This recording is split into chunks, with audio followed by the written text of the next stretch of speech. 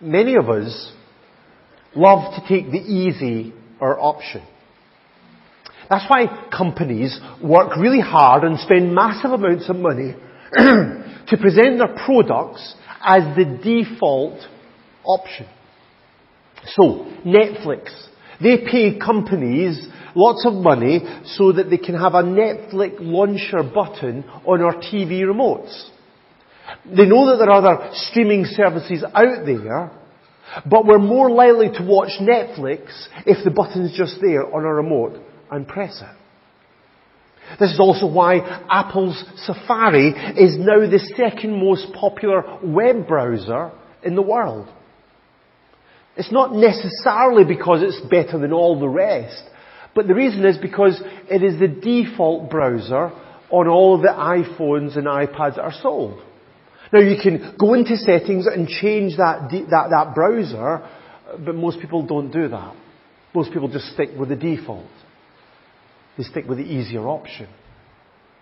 It's also why Google has paid Apple $20 billion a year so that their search bar in Safari web browser defaults to Google.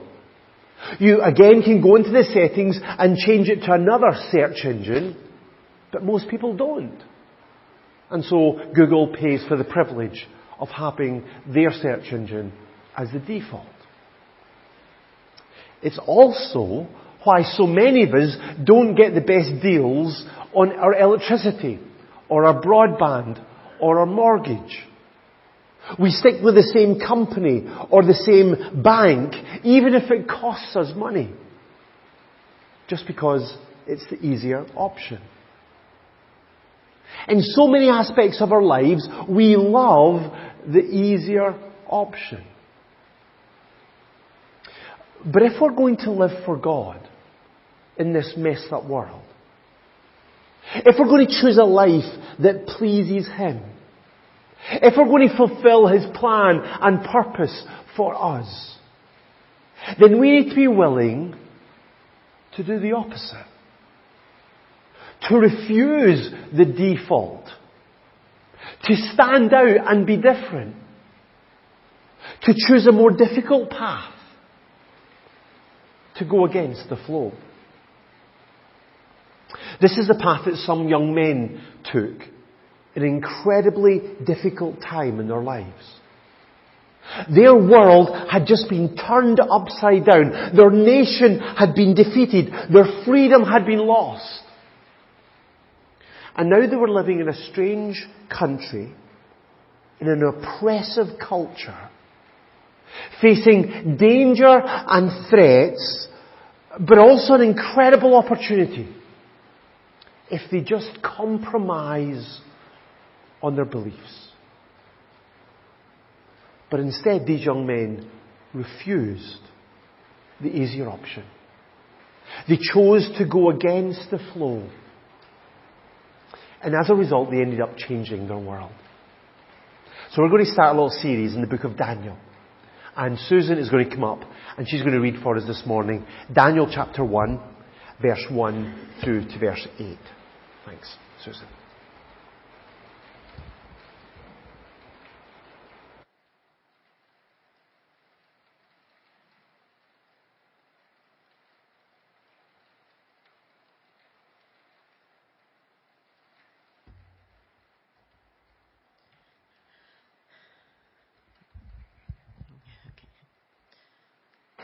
In the 3rd year of the reign of Jehoiakim, king of Judah, Nebuchadnezzar, king of Babylon, came to Jerusalem and besieged it. And the Lord gave Jehoiakim, king of Judah, into his hand with some of the articles of the house of God, which he carried into the land of Shinar to the house of his God, and he brought the articles into the treasure house of his God. Then the king instructed Ashpenaz, the master of his eunuchs, to bring some of the children of Israel, and some of the king's descendants, and some of the nobles, young men in whom there was no blemish, but good-looking, gifted in all wisdom, possessing knowledge and quick to understand, who had ability to serve in the king's palace, and whom they might teach the language and literature of the Chaldeans. And the king appointed for them a daily provision of the king's delicacies and the wine which he drank, and 3 years of training for them, so that at the end of that time they might serve for the king. Now among those were the sons of Judah were Daniel, Hananiah, Mishael, and Azariah. To them the chief of the eunuch gave names. He gave Daniel the name Belteshazzar, to Hananiah Shadrach, to Mishael Meshach, and to Azariah Abednego. But Daniel purposed in his heart that he would not defile himself with the portion of the king's delicacies, nor with the wine which he drank. Therefore he requested of the chief of the eunuchs that he might not defile himself. Thank you, Susan. It looked like the king of Babylon had won. Nebuchadnezzar, king of Babylon, came to Jerusalem and besieged it. This was at a time when the northern kingdom of Israel had been taken into exile by the Assyrians. But the southern kingdom of Judah was still surviving under the reign of the descendants of David. Jehoiakim was the king of Judah at that time.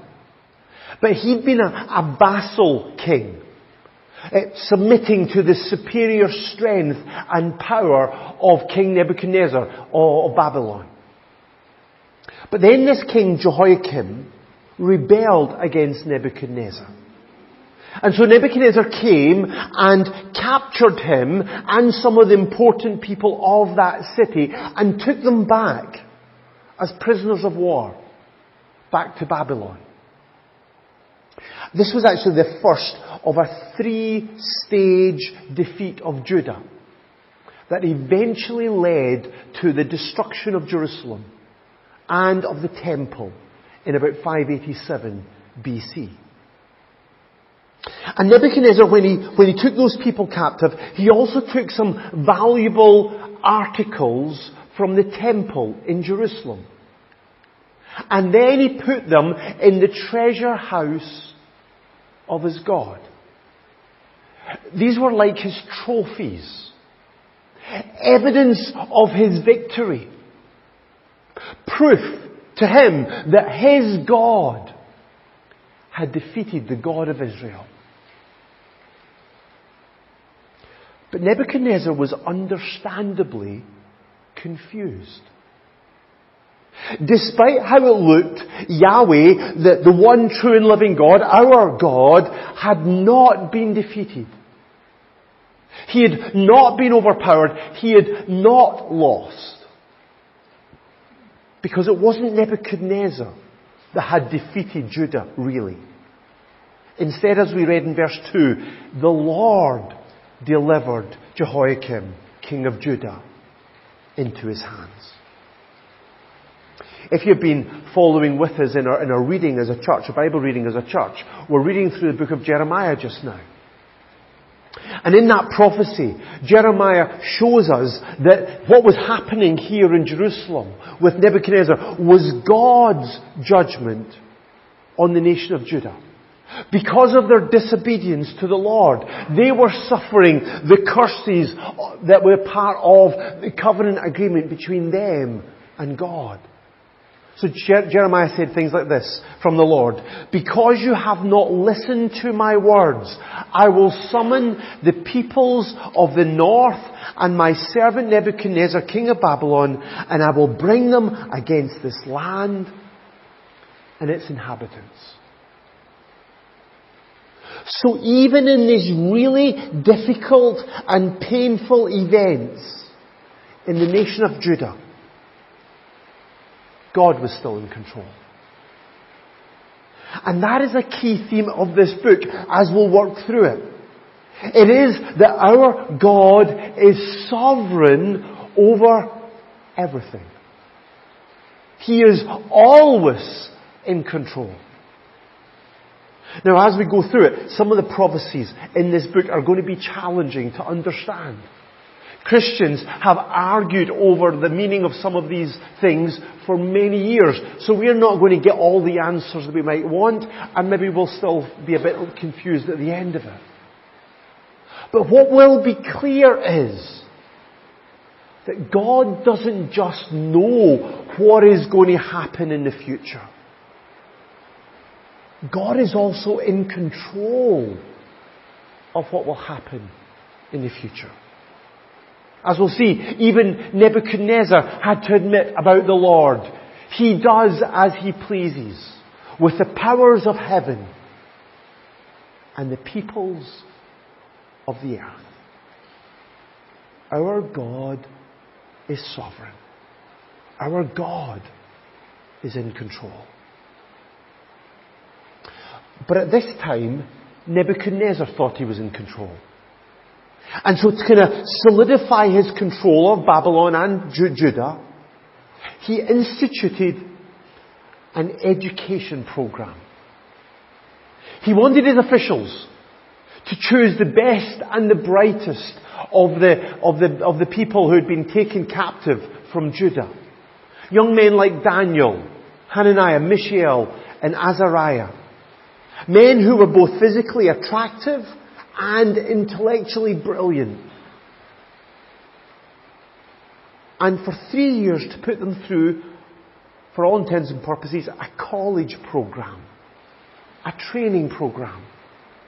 And at the end of that, they were to enter the king's service. They were to work as government officials, public servants in the Babylonian administration. And so to achieve this, the chief official who had been put in charge of this college program, his job was to basically turn these prisoners of war from Judah into Babylonians. So look at verse 4. He was to teach them the language and the literature of the Babylonians. To influence their minds so that they spoke and thought like Babylonians. Also verse 5, the king assigned them a daily amount of food and wine from the king's table. That meant that not only would they eat and drink the best of the land, but that they'd adopt the lifestyle and the culture of the Babylonians. Maybe forget where they came from. And then the official even changed their names. Because our names reflect where we come from. And the family. And our heritage. But Daniel's names and his friends' names meant even more than that. Because they also showed their parents' personal belief in Yahweh, the one true God. And so the official changed their names for names that related to the 4 leading gods of the Babylonian culture. So verse 7 says this, the chief official gave them new names. To Daniel, whose name means God is my judge, he gave the name Belteshazzar, which talks about Bel, because that was Bel's prince, because Bel was their chief god. To Hananiah, which means Yahweh has been gracious, he gave the name Shadrach, a name inspired by their sun god. To Mishael, which means who is what God is, he gave the name Meshach, which means humbled by their earth god. And then to Azariah, Yahweh has helped.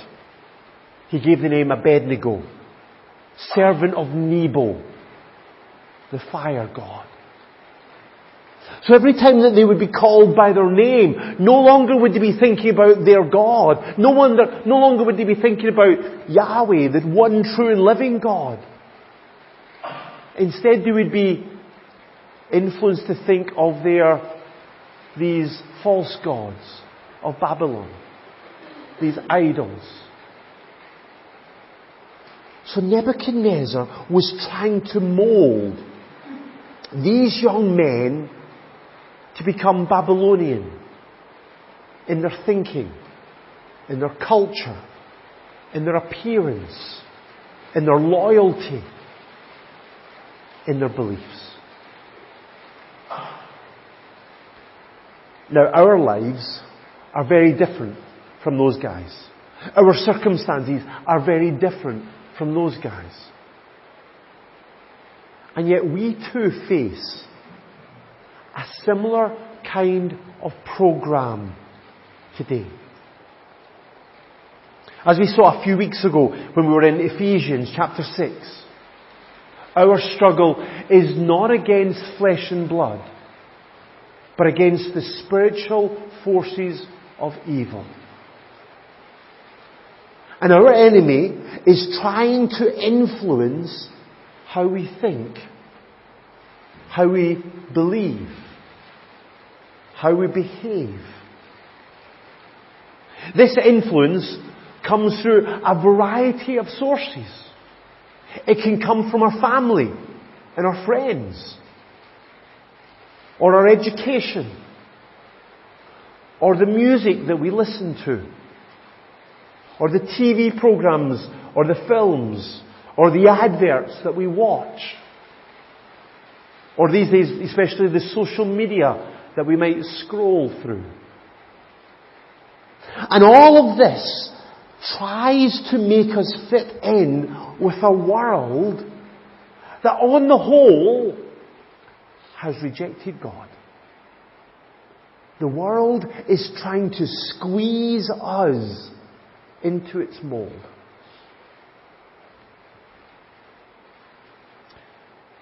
But Daniel knew that God had a problem with this. God's word told him that he could not eat all of the king's food and drink all of the king's wine. That was because in the law of Moses, God had given the people of Israel strict rules about what they could and could not eat. So he said something like this in Leviticus chapter 20. Excuse me. Do not defile yourselves by any animal or bird or anything that moves along the ground, those which I have set apart as unclean for you. Don't defile yourself with the food that God says it's unclean.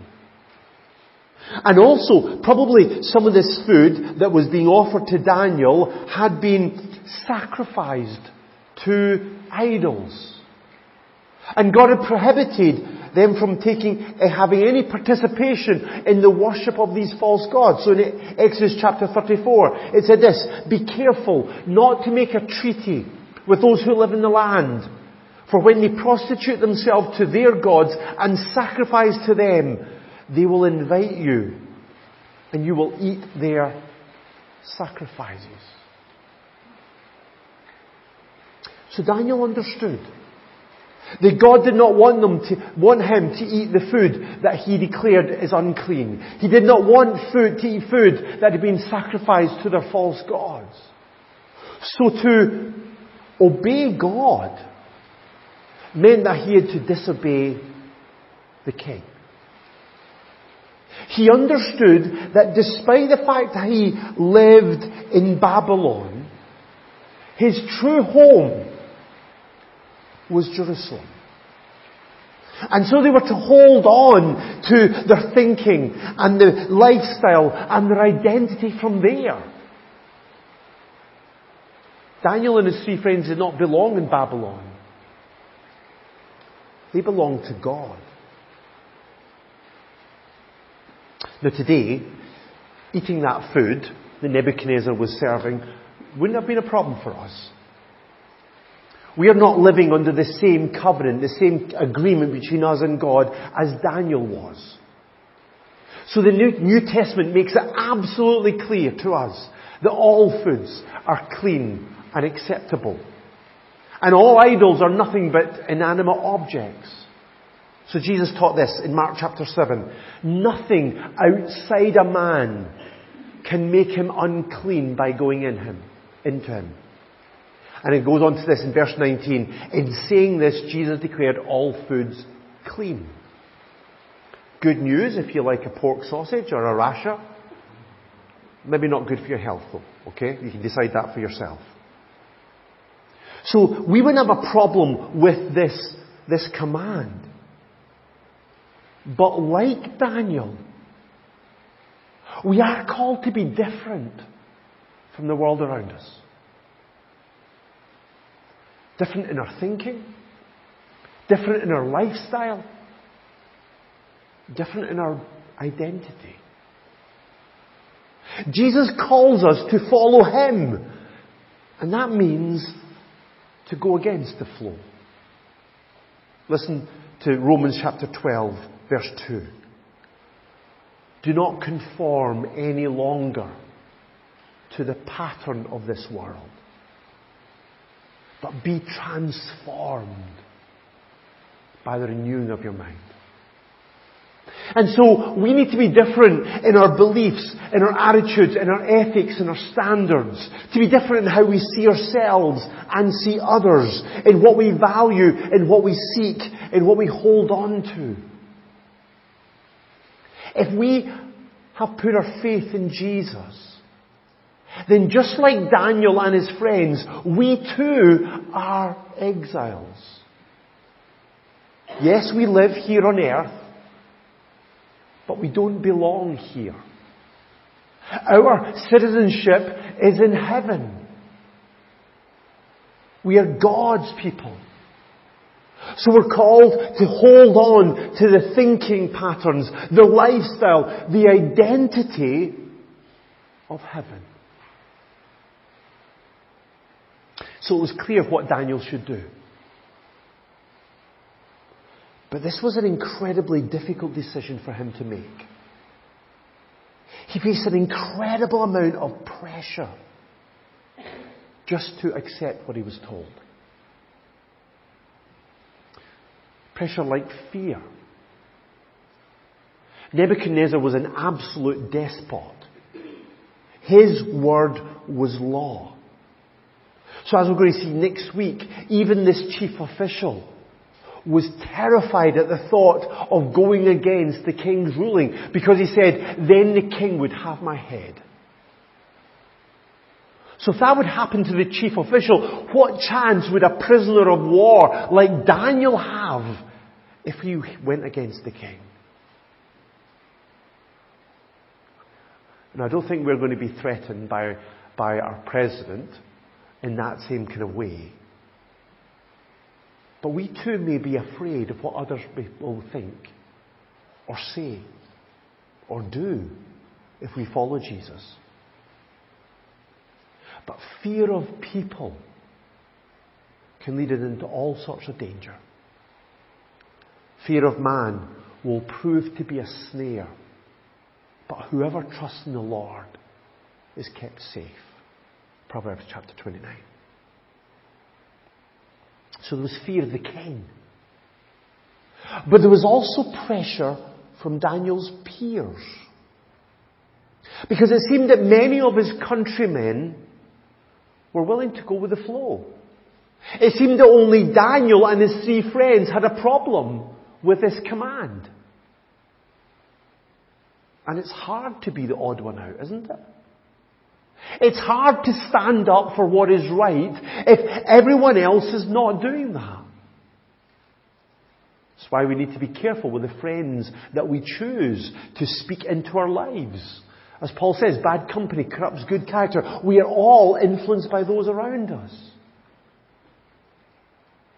But many years ago, a guy called William Penn, he said this: right is right, even if everyone is against it.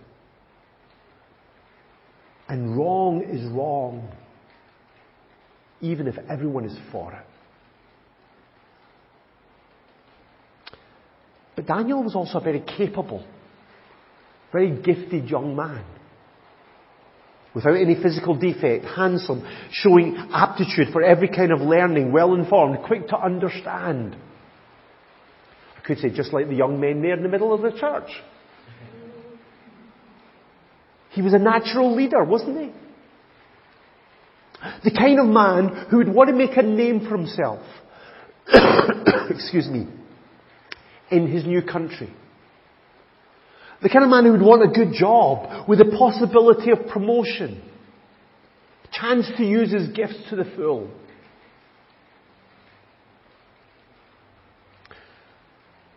Whether or not we think of ourselves in this way or not, we too may have ambitions. Ambitions to be loved by our family. To be liked and accepted in our community. Maybe to be successful in our career.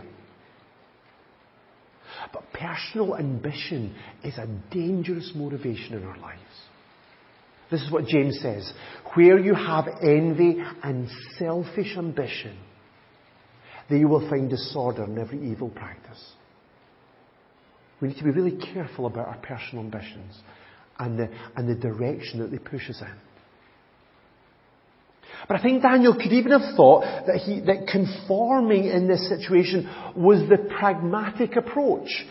If he made this little compromise with food, then he would get into a really good position in this nation and he could do a lot of good. Maybe he could even be an influence for God. Pragmatism may suggest to us that if as Christians we fit in a little bit, if we just bend a little bit, just go with the flow a little bit, then we would have more opportunities to serve the Lord, or to share the gospel, or to point people to Jesus. If we just kind of tone down our message a little bit, change some things, stop talking about some things, then maybe more people would come to church. But even if good might come from it, compromising with sin is always dangerous. There's a way that seems right to a man, but in the end it leads to death.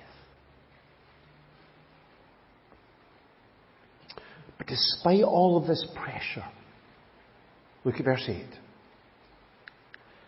Daniel resolved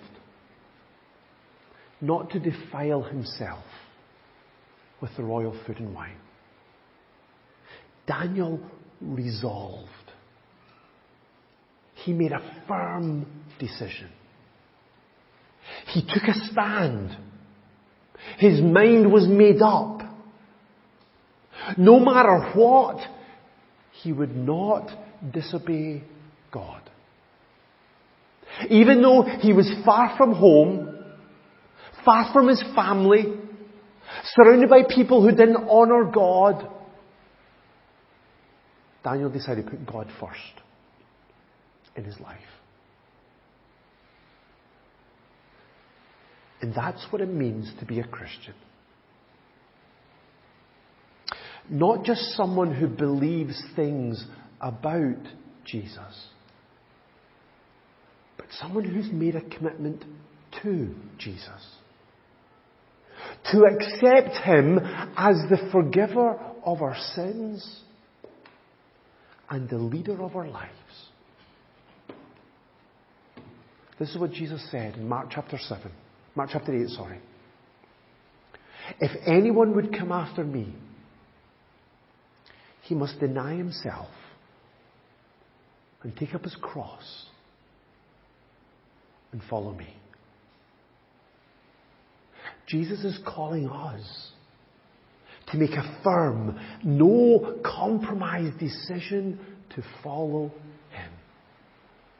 To put Him first in our lives. Whatever other people may say, whatever pressure we face from those around us, whatever our culture says about us. Now, of course, this is costly. It could have cost Daniel everything. But as we'll see next week, God honoured Daniel for this. And Jesus promises us the same.